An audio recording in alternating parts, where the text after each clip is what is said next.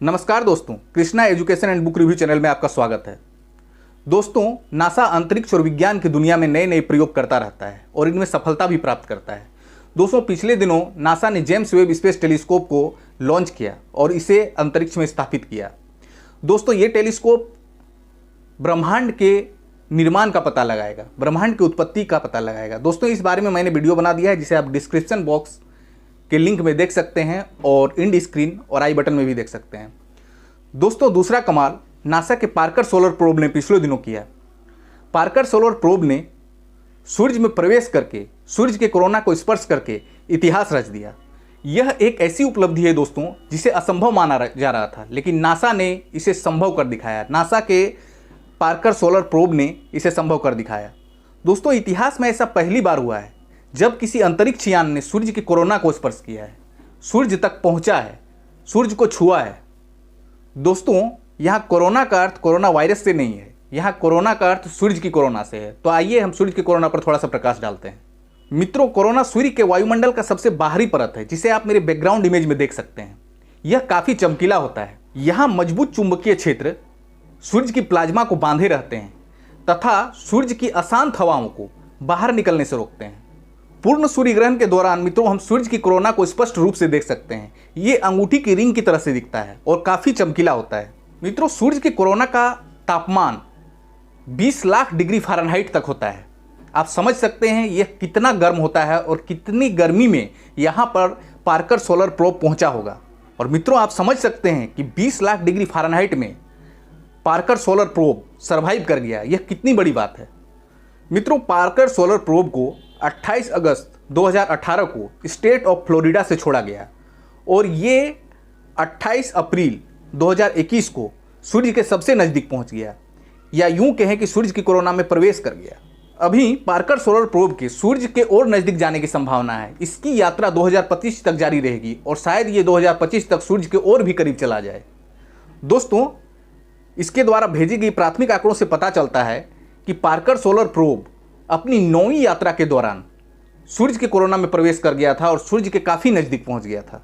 Parker यान ने पिछले महीने अपनी 10वीं यात्रा को भी सूर्य के नज़दीक से पूरा किया। दोस्तों, संभावना व्यक्त की जा रही है कि 2025 तक यह सूर्य के नज़दीक पहुंचते पहुंचते सूर्य की कक्षा में प्रवेश कर जाएगा। यहाँ पर एक सवाल उठना लाजमी है कि आखिर इतने ज़्यादा गर्मी में, इतने ज़्यादा टेम्परेचर में पार्कर सोलर प्रोब सर्वाइव कैसे कर रहा है। तो दोस्तों, इसे किस प्रकार से बनाया गया है कि यह इतनी गर्मी में भी सर्वाइव कर रहा है। आइए इसे देखते हैं। दोस्तों, ये solar probe millions of degree temperature को भी बर्दाश्त कर सकता है। सूर्य की गर्मी से बचने के लिए इसे कार्बन कंपोजिट हीट शील्ड से कवर किया गया है। गर्मी से बचने के लिए पार्कर सोलर प्रोब के उपकरणों का निर्माण उन चीज़ों से किया गया है, उन तत्वों से किया गया है जिनका मेल्टिंग पॉइंट काफ़ी अधिक होता है, जैसे टंगस्टन, नायोबियम, मोलिब्डेनम और नीलम। तो दोस्तों, इस मिशन का क्या काम है? पार्कर सोलर प्रोब को क्यों प्रक्षेपित किया गया है? यह सूर्य के नज़दीक जाकर कौन सी आंकड़े इकट्ठा करने की कोशिश कर रहा है या क्या पता लगाने की कोशिश कर रहा है? तो आइए दोस्तों, इस पर हम एक नज़र डालते हैं। मित्रों, इस मिशन का नाम यूजीन पार्कर के नाम पर रखा गया है। दोस्तों, ये काफ़ी विख्यात वैज्ञानिक थे और ये वही वैज्ञानिक थे जिन्होंने सबसे पहले सौर तूफान के बारे में हमें बताया था।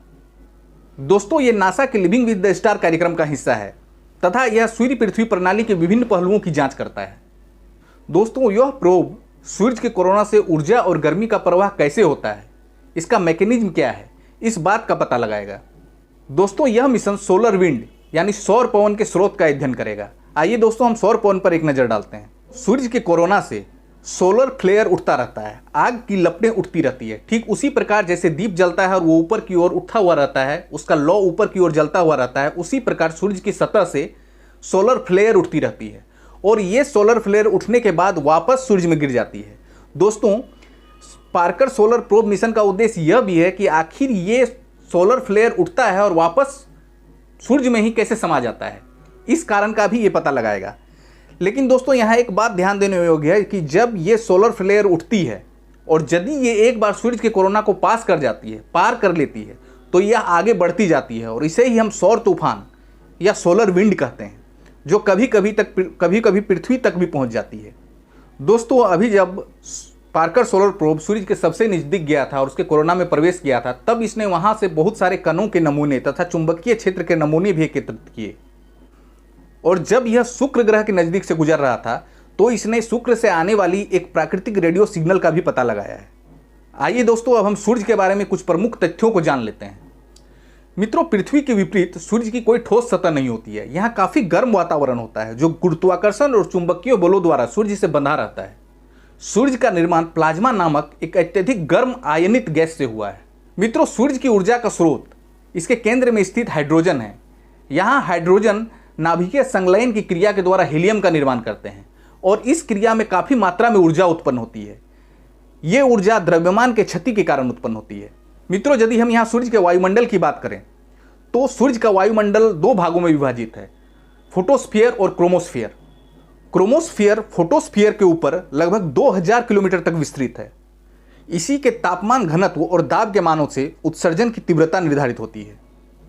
कोरोना की तो हम चर्चा कर चुके हैं दोस्तों, यह सूर्य के वायुमंडल के सबसे बाहर का परत है। आइए दोस्तों, अब हम सूर्य से जुड़े कुछ बड़े बड़े मिशनों के बारे में चर्चा कर लेते हैं जो आज तक चलाए गए हैं।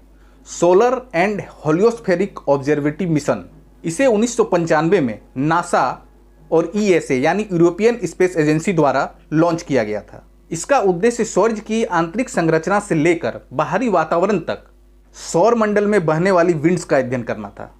दूसरा मिशन है जेनेसिस, इसे 2001 में नासा के द्वारा लॉन्च किया गया था। यह अंतरिक्ष यान सोलर विंड के नमूने एकत्रित कर पृथ्वी पर वापस लौटा था। तीसरा मिशन है दोस्तों सोलर डायनेमिक्स ऑब्जर्वेटरी। इस मिशन को 2010 में लॉन्च किया गया था। इस मिशन का उद्देश्य यह था दोस्तों कि सूर्य किस प्रकार सौर गतिविधियों का निर्माण करता है और इससे कैसे अंतरिक्ष मौसम प्रभावित होता है। इस मिशन को इसी की जांच के लिए लॉन्च किया गया था। चौथा मिशन था दोस्तों मैग्नेटोस्फीयर मल्टी स्केल मिशन। इसे 2015 में नासा के द्वारा लॉन्च किया गया था। यह मिशन दोस्तों सूर्य के चुंबकीय क्षेत्र और पृथ्वी के चुंबकीय क्षेत्र आपस में किस प्रकार मिलते हैं और किस प्रकार ये एक दूसरे से अलग होते हैं तथा एक दूसरे में ऊर्जा का स्थानांतरण करते हैं, इस बात की जानकारी जुटाने के लिए था। मित्रों, यह प्रक्रिया पूरे ब्रह्मांड में होती है और उसे मैग्नेटिक रिकनेक्शन के रूप में जाना जाता है। जो पांचवा मिशन है दोस्तों सूर्य से जुड़ा हुआ, वो हमारे देश भारत से जुड़ा हुआ है। इसे आदित्य L1 मिशन नाम दिया गया है, जिससे 2022 में लॉन्च किया जाएगा। इसे लैग्रेंज पॉइंट 2 पर स्थापित किया जाएगा, जहां से यह सूर्य का अवलोकन करेगा, सूर्य के क्रोमोस्फीयर, फोटोस्फीयर और कोरोना का अवलोकन करेगा और उसके बारे में जानकारी जुटाएगा। मित्रों, यहां तो ये सिर्फ सूर्य को देखने का काम करेगा, सूर्य को ताकेगा, सूर्य को निहारेगा, परंतु पार्कर सोलर प्रोब तो सूर्य को छू चुका है, वो उसमें प्रवेश कर चुका है। तो दोस्तों, आप सोच सकते हैं पार्कर सोलर प्रोब जो मिशन है वो कितना बड़ा मिशन है और इसकी उपलब्धि कितनी बड़ी है।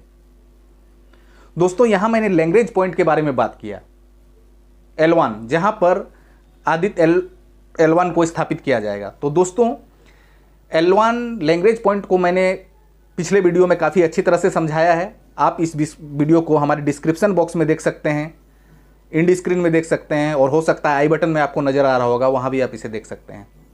तो दोस्तों, आपको हमारा ये वीडियो कैसा लगा कमेंट करके ज़रूर बताएं। दोस्तों, यदि आपको हमारा वीडियो अच्छा लगा हो तो हमारे वीडियो को लाइक करें, शेयर करें तथा हमारे चैनल को सब्सक्राइब करें। जय हिंद,